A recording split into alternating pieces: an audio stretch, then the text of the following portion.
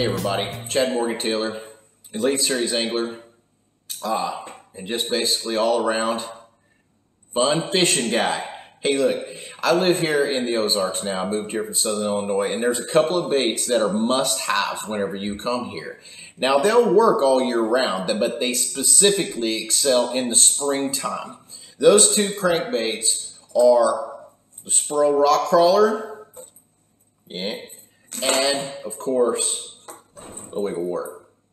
Now, a lot of people get tied up into what color should I use. Look, you can start and dial it in. A couple of the colors that I use and count on every spring. And when I say spring, I'm talking when that water temperature starts to get close to that 38 to 40 degree mark is when this is going to come into play. You better be cranking, you better watch your conditions because it is going to turn on somewhere in that range around the 40s and up, big time. Rock crawler, I really like the red with the orange belly on it.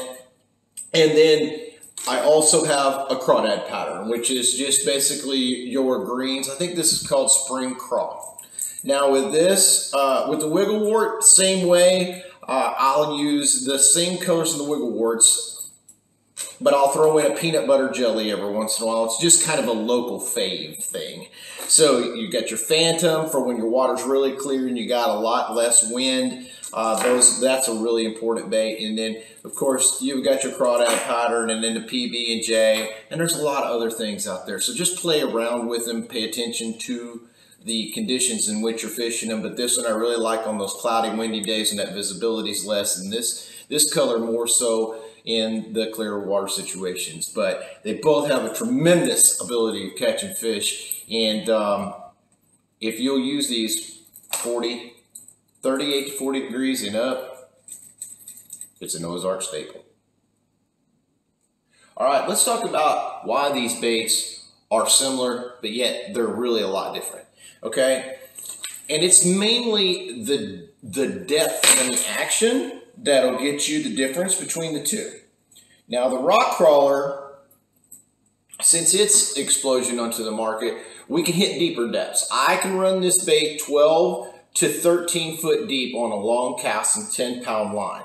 Now there's one other little trick that I'll share with you is to use one of these speed clips on the nose of it. One, it allows the bait, once you get it tuned, to track exactly, and it's not as erratic as the wart, whether it be an original or one of the new warts. It just doesn't have that erratic action, but it still has a lot of vibration and it still has really cool action. But again, this is a 12-foot depth, 13 foot depth, but you're going to have to sling it to get it down there, and you got to use it on 10-pound line. And this helps you from getting frays on your line as well. So you can use that on that and the wart. Now the wart, that's an 8-foot deep bait all day long, but it's 4, 6, 8. You can throw it in that shallower water conditions, especially in those days when that wind's blowing real hard. It won't get hung up, and it's erratic. It absolutely bounces, so it makes sense, right?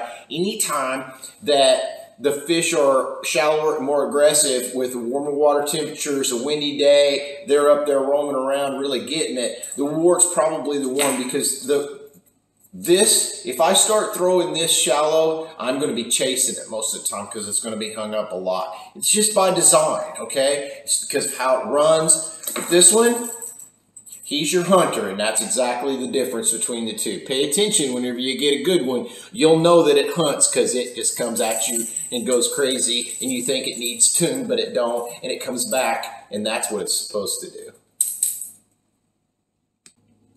Okay, as important as when to use the rock crawler versus the Wiggle Wart, the equipment selection is as well.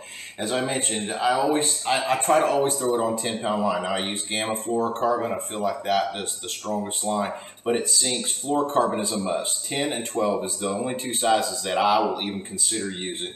Now I use the 12, believe it or not, on the lighter, smaller Wiggle Wart because I'm throwing it shallower, it hunts harder, I'm going to be banging it around the rocks and a lot more stuff. And the 10 I'll throw more so on the rock crawler because I'm making long casts, more offshore, targeting the tips of points, things of that nature, which and gravel banks out just a little bit deeper.